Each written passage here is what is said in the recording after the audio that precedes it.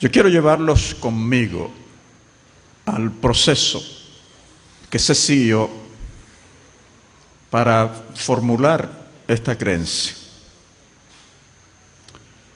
La Iglesia tendría alrededor de 161 años de edad.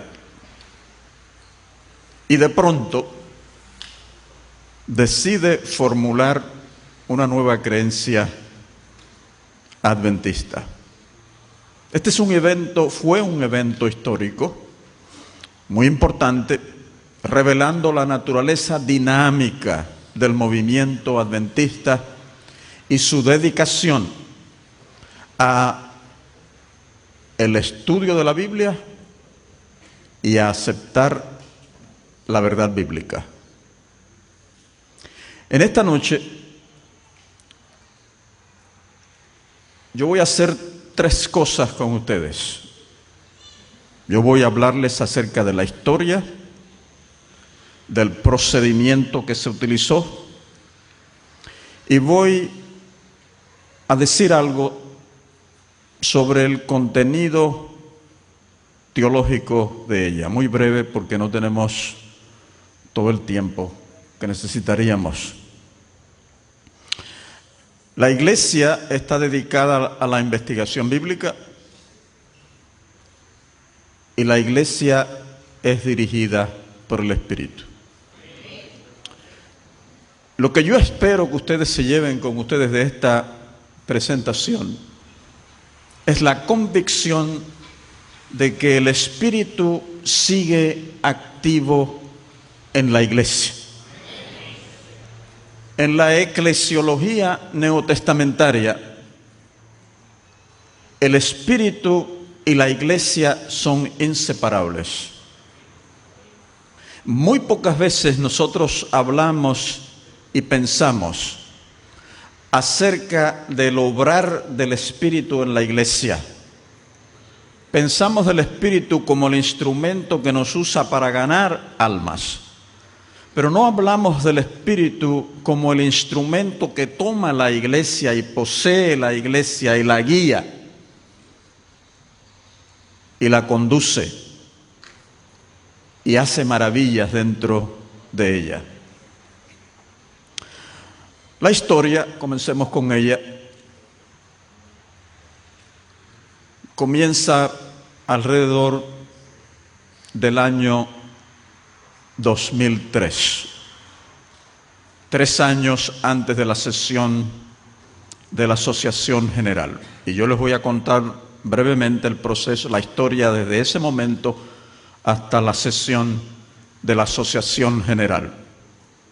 En el 2003 comienza a haber conversaciones en la Asociación General sobre elementos importantes del pensamiento adventista que no se encuentran explícitamente mencionados en las listas de creencia, en la lista de creencias fundamentales que tenemos. Esto ha comenzado unos años antes. Nosotros recibíamos cartas de personas que nos decían: ¿por qué en las creencias fundamentales no se dice nada acerca de la oración, del estudio de la Biblia y de muchas otras cosas? Y estas ideas comienzan a tomar forma poco a poco alrededor del año 2003.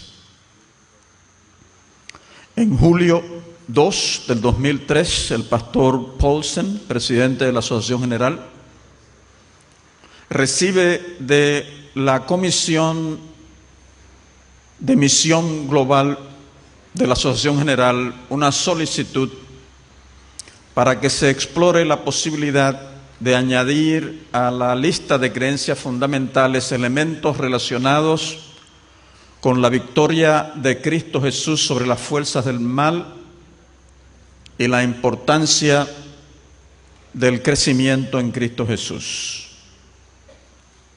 Estas ideas no vinieron solamente de esta comisión, y debo decirle que la comisión está formada por los presidentes de todas las divisiones, grupos de misiólogos y teólogos, es decir, es una comisión representando la Iglesia mundial.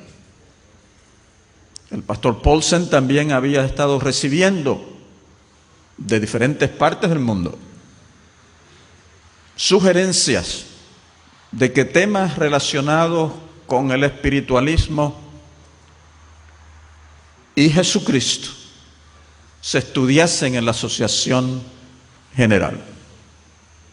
Así pues, en julio 2 del 2003, el pastor Paulsen organiza una comisión pequeña que se encargará de trabajar en la documentación y en los borradores que llevarán en el año 2005 a la nueva creencia fundamental. Él escoge 3 personas, escoge al editor de la revista Adventista en inglés, que en ese entonces era el doctor William Johnson, escoge al director de la Oficina de Misión Global de la Asociación General, vicepresidente Mike Ryan, y escoge a su servidor, director del Instituto de Investigaciones Bíblicas, para que dirija esta pequeña comisión. Esta comisión de redacción, se le asigna la tarea de determinar si las sugerencias que han llegado a la Asociación General se pueden incorporar a creencias fundamentales que ya tenemos. Es decir, añadir una idea aquí, una idea allá, otra acá, de tal manera que lo que se estaba solicitando se encontrase ahora en el cuerpo de creencias fundamentales.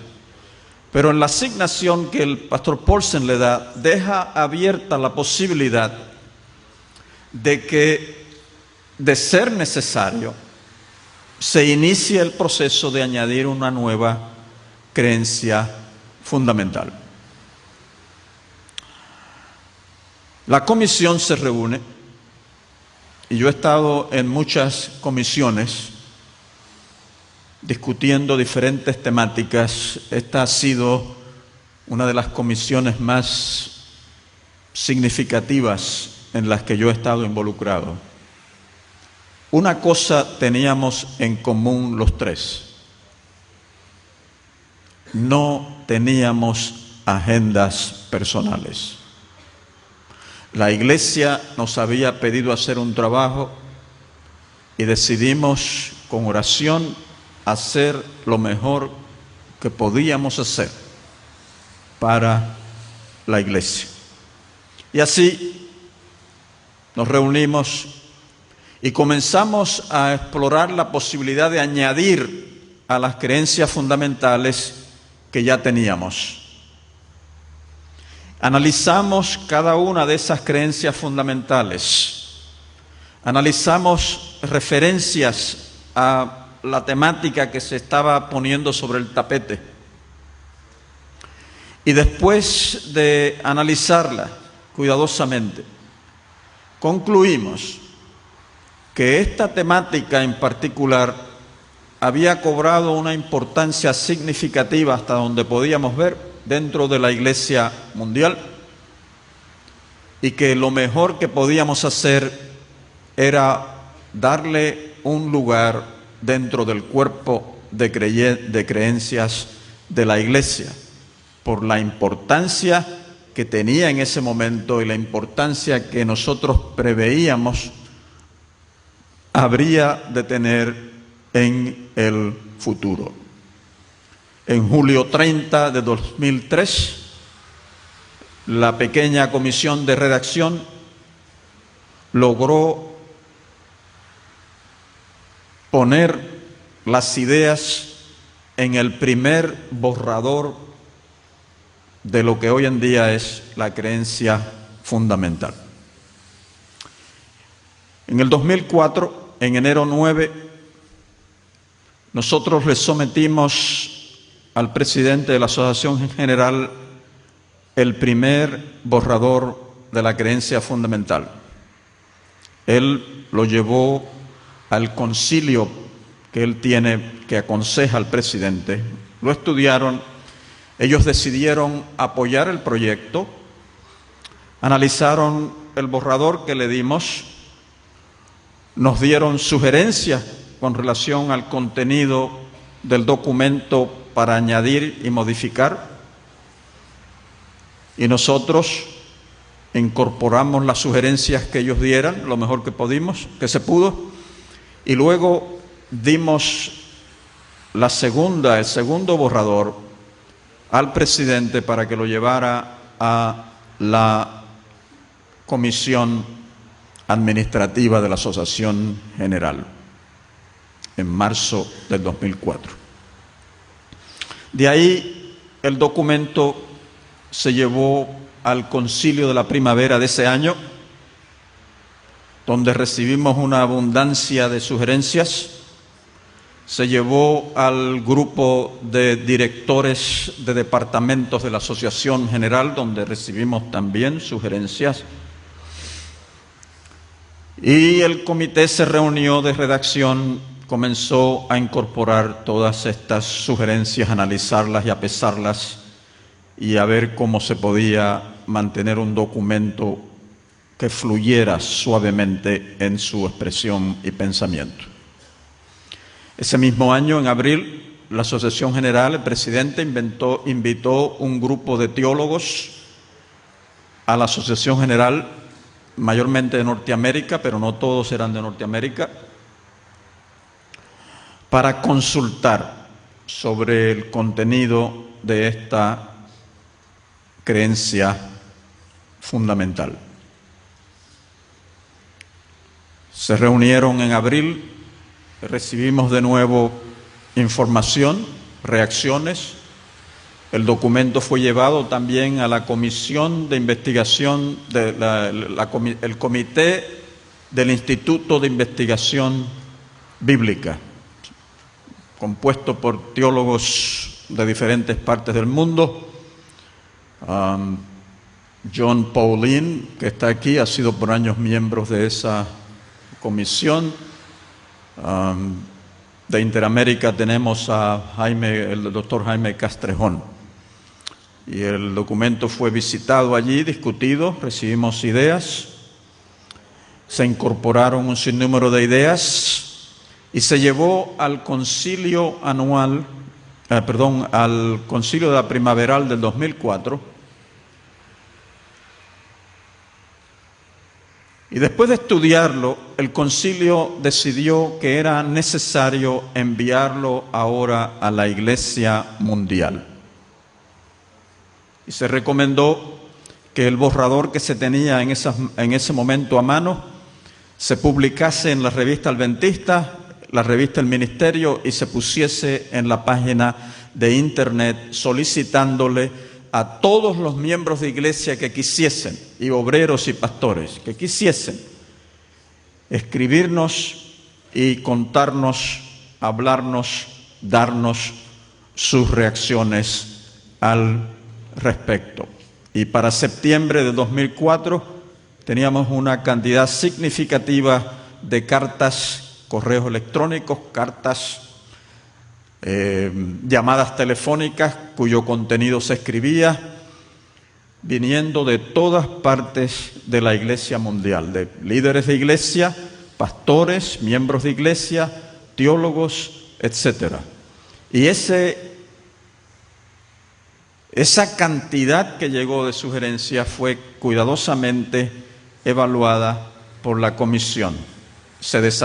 La comisión desarrolló un criterio para evaluar, de manera que tuviésemos algunos controles, un criterio para evaluar todas las sugerencias que habían llegado. De ahí, una vez que le dimos esa limpieza, por así decir, a todas las sugerencias, de ahí el borrador que salió de la creencia se llevó al concilio anual que se reunió en octubre de 2004, se discutió plenamente durante el concilio y se tomó el voto de incluir en la agenda para la asociación, para la sesión de la Asociación General en el 2005, incluir esta nueva creencia fundamental. En el 2005,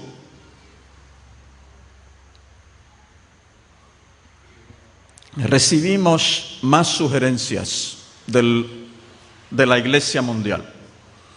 Y el comité de redacción las recibió, las estudió, hizo algunos cambios y llevó la versión semifinal, la versión que se llevó a la sesión general, se llevó a la comisión ejecutiva, el comité ejecutivo de la Asociación General, que se reunió 2 días antes de la sesión de la Asociación General en junio 28 de 2005. Fue una mañana interesantísima porque teníamos realmente el comité administrativo de la Asociación General Mundial y las reacciones fueron significativas y muy útiles, y se le hicieron algunos cambios al documento. Y pocos días más tarde se llevó a la sesión de la Asociación General, donde se le leyó el documento y comenzó la discusión que se llevó casi 3 días, lo cual yo pienso fue maravilloso. El procedimiento. Cuando yo ahora miro para atrás, yo pienso que el procedimiento contenía 3 elementos: estableciendo la necesidad, la investigación bíblica y el testimonio del Espíritu Santo. Vamos a tomar cada una de ellas, estableciendo la necesidad. Ya yo les conté algo de eso, así es que no voy a pasar mucho rato con ustedes. La teología, para que sea verdaderamente útil, tiene que estar puesta al servicio de la misión de la iglesia. Si no, la teología pierde su función. Y es sorprendente porque la necesidad de esta nueva creencia fundamental surge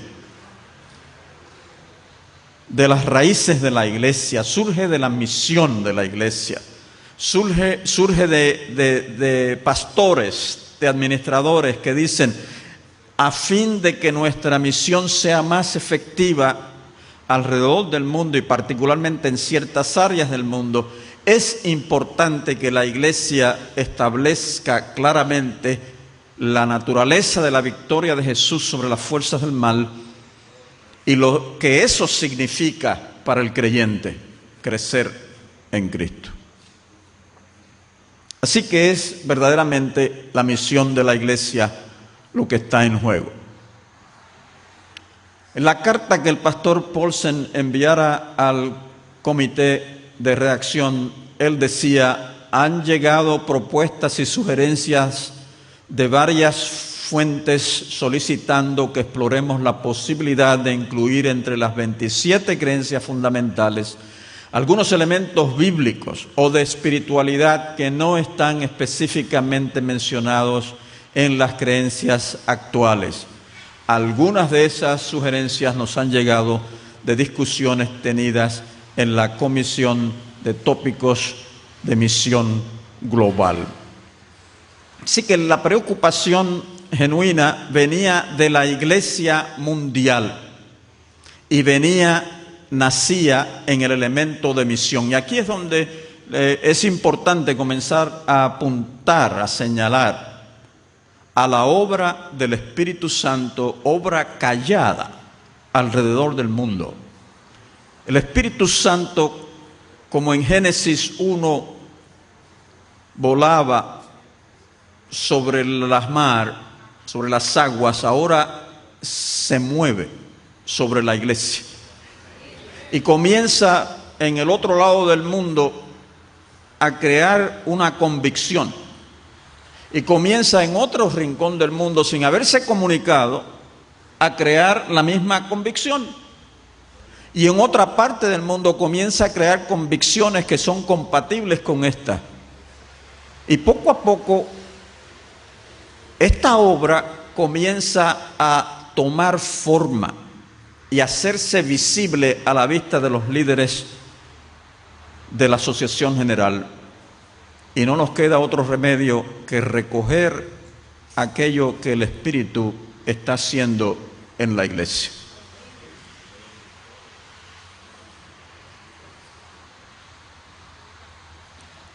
Lo cual claramente indica que el Espíritu estaba haciendo a los líderes conscientes de algo que el Espíritu consideraba importante.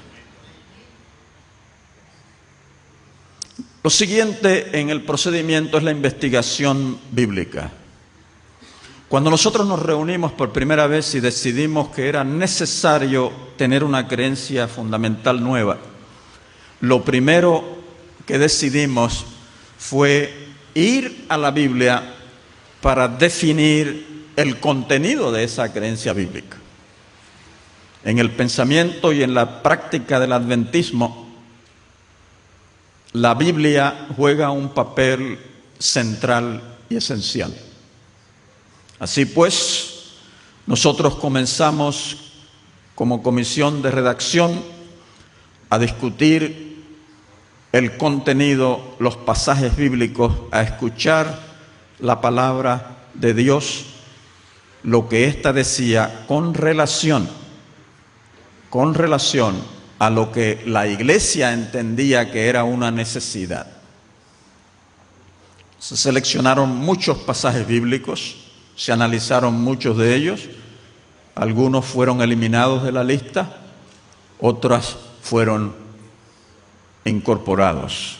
Yo les traje en esta noche algo que nadie ha visto, ni siquiera el presidente de la Asociación General. Yo les traje a ustedes el primer borrador. El primer borrador que después de leerlo, la comisión, nosotros tres, lo cambiamos. Vamos a leerlo. Como hijos e hijas de Dios, Él nos llama, Dios, a una vida de discipulado. Nos invita a crecer espiritualmente por medio de la comunión diaria con Él en la oración, nutriéndonos en su palabra y participando en las actividades de la iglesia. El Espíritu Santo, al transformarnos a la semejanza del carácter de Cristo, imparte paz, gozo y poder en medio de las luchas y tentaciones. Aunque las fuerzas del mal son fuertes, vivimos en la libertad obrada por la victoria constante de Cristo sobre ellas. Como sus seguidores, nos entregamos en servicio de amor hacia aquellos a nuestro alrededor para testificar sobre su salvación. Su presencia santifica cada momento y cada tarea. Si ustedes fuesen a comparar esto con la creencia fundamental como la tenemos ahora, van a encontrar muchas de las ideas, pero van a encontrar cosas un poco distintas. El énfasis en esta creencia fundamental en el primer borrador era en la vida cristiana, en la necesidad de crecer en Cristo, y muy poco se decía sobre la victoria sobre los poderes del mal. De manera que cambios significativos fueron añadidos y se alteró el orden. Decidimos comenzar con la victoria de Cristo. No comenzar con nosotros, sino comenzar con la victoria de Cristo y luego movernos a la implicación que eso tiene para la vida de nosotros. Eso es un pedacito de historia. El tercer elemento en el procedimiento es el testimonio del Espíritu. La Iglesia Adventista no tiene una oficina que defina la fe y la doctrina. Otras iglesias cristianas la tienen, no la iglesia adventista, no tenemos eso. Y para formular doctrina, nosotros tenemos un procedimiento que quizás puede ser considerado por algunos como complejo.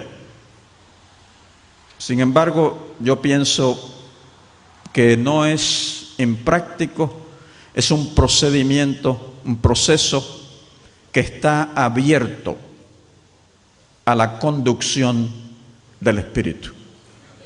El Espíritu y la palabra trabajan juntos. Lo que hace el Espíritu es crear consenso. ¿Decimos así en español? Consenso. En la historia del cristianismo, en la formulación y en las discusiones de doctrina y teología, jugó un papel muy importante el consensus fidelium, el consenso de los fieles. Algo maravilloso en que el Espíritu trabaja en la iglesia y crea un consenso. Es como si el Espíritu a todo el mundo comenzara a decirle esto es importante, y todo el mundo dice esto es importante. Ya yo les conté cómo el Espíritu obró en la iniciativa, porque es el Espíritu el que crea el que da la iniciativa. Ahora se ha enviado a la Iglesia mundial un borrador de la nueva creencia y la pregunta es, ¿será posible que el Espíritu Santo pueda crear un consenso sobre este tópico entre una familia adventista global con diferencias culturales, sociales, económicas, de género, de riqueza? ¿Podrá el Espíritu crear este consenso o no podrá crearlo? Porque nosotros no definimos doctrina votando y diciendo nosotros creemos que esto está bien y la mayoría gana, nosotros creemos que esto está mal, la mayoría gana. No, la verdad no se define con un voto. La verdad tiene que ser el resultado del estudio de la palabra y el Espíritu testificando a través de la iglesia, esto es así. Así que circular el documento no tenía como propósito enriquecer en forma cognitiva a la iglesia. Lo que se procuraba era detectar qué era lo que el Espíritu quería.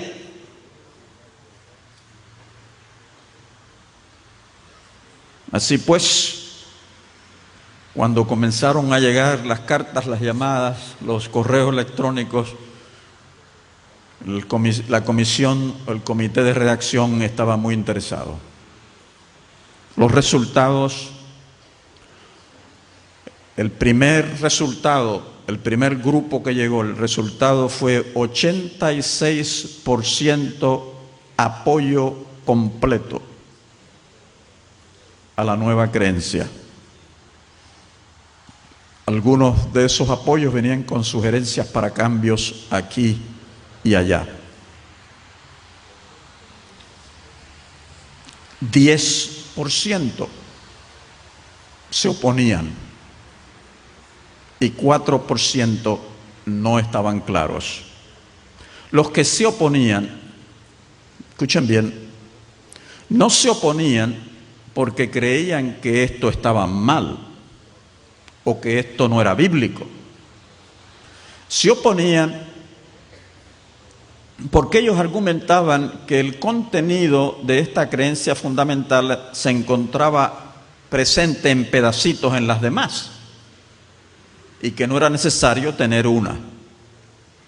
O se oponían porque en ella se hablaba de victoria sobre las fuerzas demoníacas, y particularmente en Norteamérica, en la década del 70, de hecho, las décadas del 70 y el 80, había un movimiento que se llamaba Deliverance Ministry. ¿Cómo se llama en español?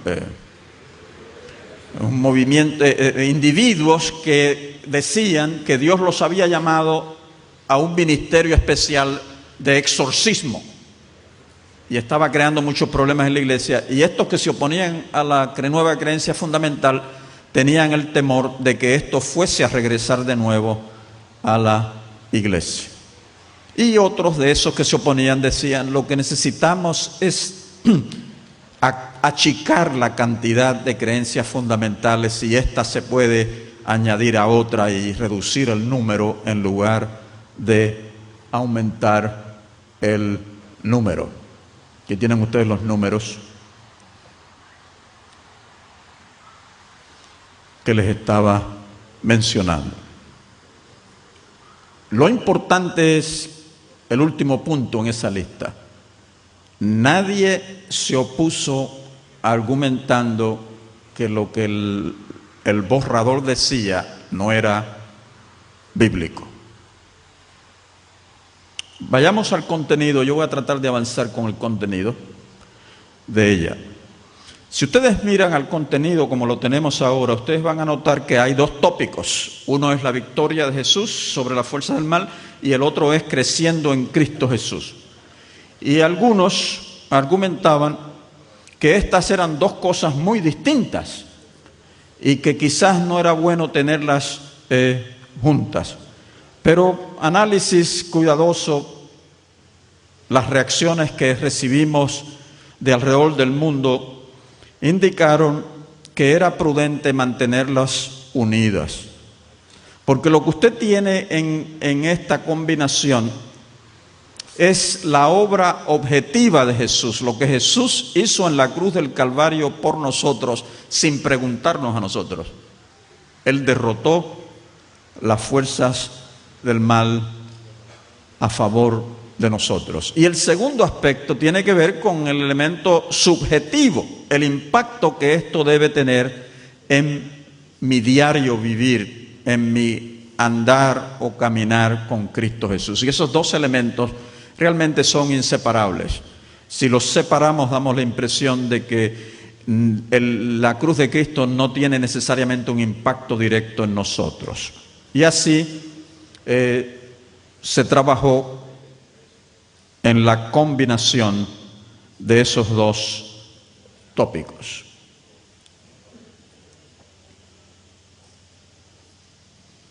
Yo voy a analizarla con ustedes y yo quiero que ustedes, aunque voy a moverme un poco rápido, yo quiero que ustedes vean la estructura de esta creencia fundamental. Nosotros cuando la redactamos y trabajamos en los borradores, no estábamos pensando necesariamente en estructura, pero ahora yo le voy a dar la estructura que yo veo en ella y que usted puede ver o puede inventar otra si usted quiera leerla. Es la primera parte, tiene tres partes, tres secciones. La primera sección es conflicto y victoria.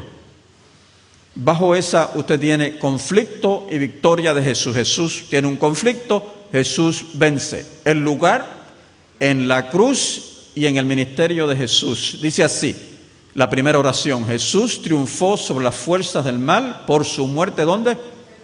En la cruz. ¿Cómo? Muriendo en la cruz y por medio de su ministerio.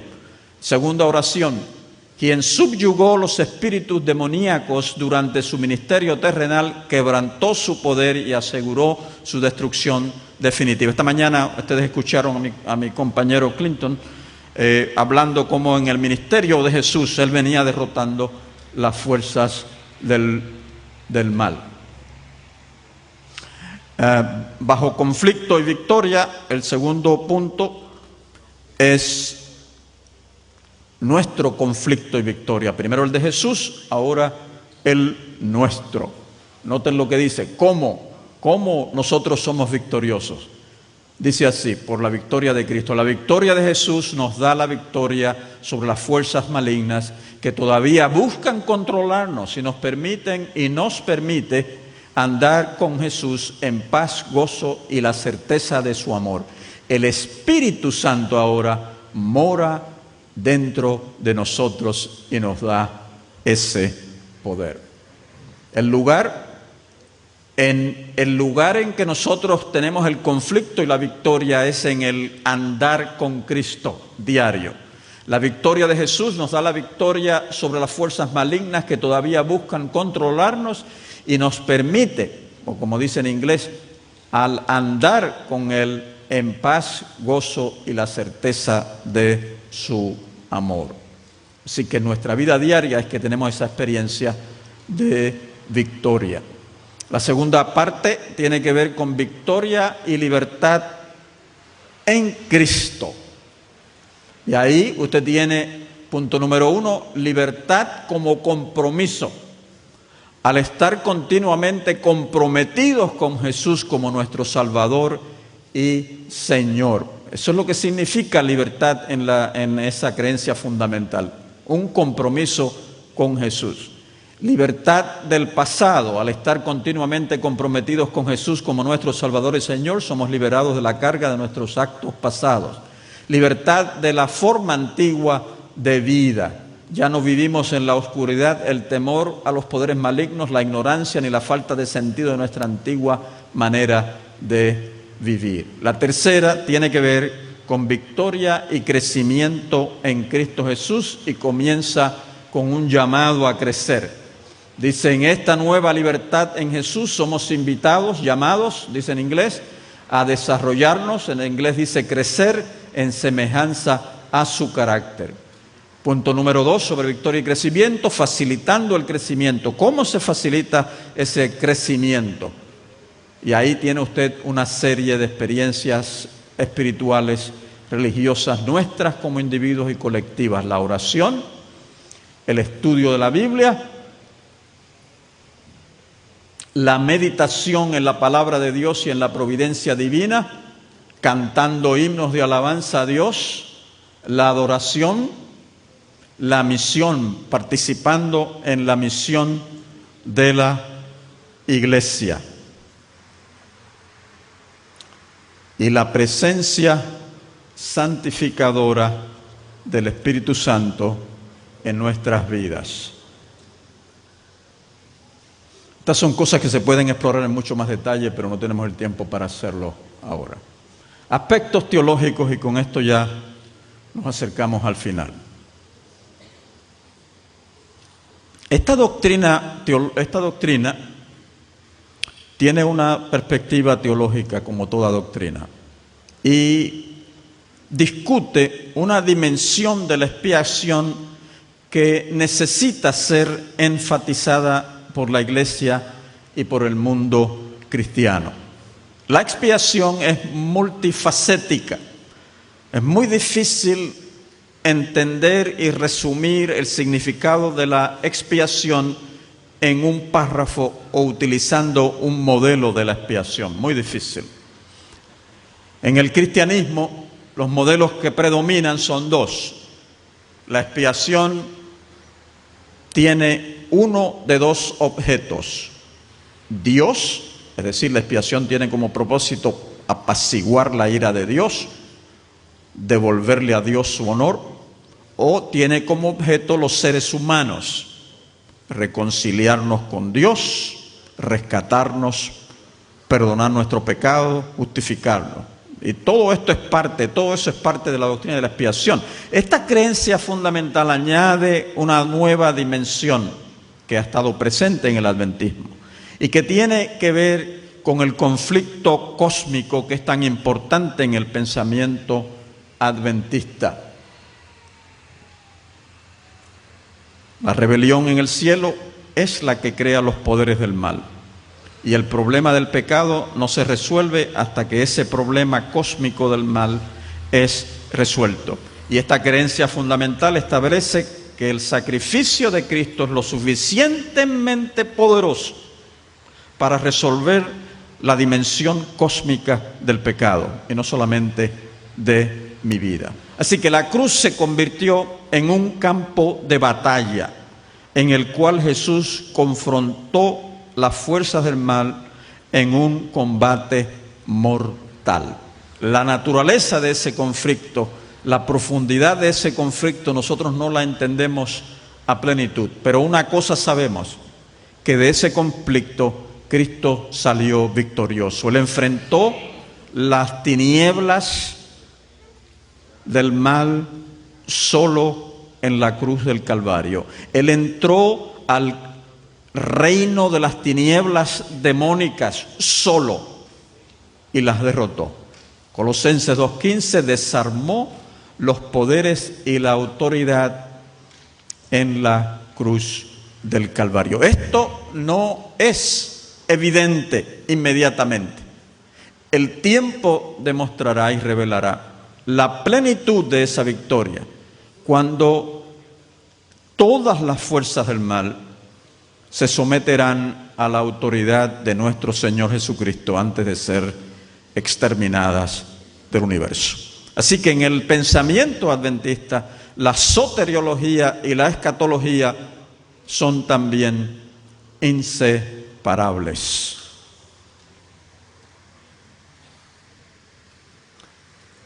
La doctrina también nos define la necesidad de que nuestra libertad nos sea restaurada. Extremadamente importante porque el ser humano perdió su libertad en el Edén, perdió su centro. Ahora en la cruz y en la victoria de Cristo Jesús sobre las fuerzas del mal, ese centro es restaurado. Somos liberados completamente y por lo tanto es inexcusable el que individuo alguno se mantenga sometido a las fuerzas del mal. El creyente es orientado nuevamente hacia nuestro Señor Jesucristo, liberado de la experiencia y de la presencia controladora de los poderes demoníacos. Debido a esto, a este énfasis en liberación, la Iglesia cree definitivamente que esta creencia fundamental va a ir incrementando su importancia. En la escatología adventista y en el libro de Apocalipsis, como se vio en esta tarde, el espiritualismo va a tomar control del mundo. Esta creencia fundamental provee esperanza para regiones del mundo donde el ocultismo está presente, donde la posesión demoníaca es una realidad, pero provee también esperanza al mundo de Occidente, donde en forma más sofisticada el espiritualismo está tomando control de la cultura y del pensamiento moderno y postmoderno. Esa libertad que Él nos da nos lleva a compañerismo con nuestro Señor Jesucristo. Y nosotros ahora recibimos de Dios el Espíritu Santo, no espíritus de demonios, sino el Espíritu Santo, para que con su poder nosotros podamos crecer en compañerismo y amistad con nuestro Señor Jesucristo. Y en ese proceso de crecimiento, las disciplinas cristianas son extremadamente importantes. La oración, el estudio de la Biblia, la meditación en lo que la Biblia enseña y en la forma en que Dios conduce y guía nuestra vida en forma providencial, son indispensables en el crecimiento cristiano. La experiencia de misión individual y colectiva es extremadamente importante para nuestro crecimiento en Cristo Jesús. Así pues, Esta creencia fundamental, en conclusión, su redacción, su historia, el voto final en la sesión de la Asociación General han sido momentos históricos para esta Iglesia que revelan nuestra entrega al mensaje bíblico, nuestra convicción de que la Iglesia está siendo dirigida por el poder del Espíritu Santo.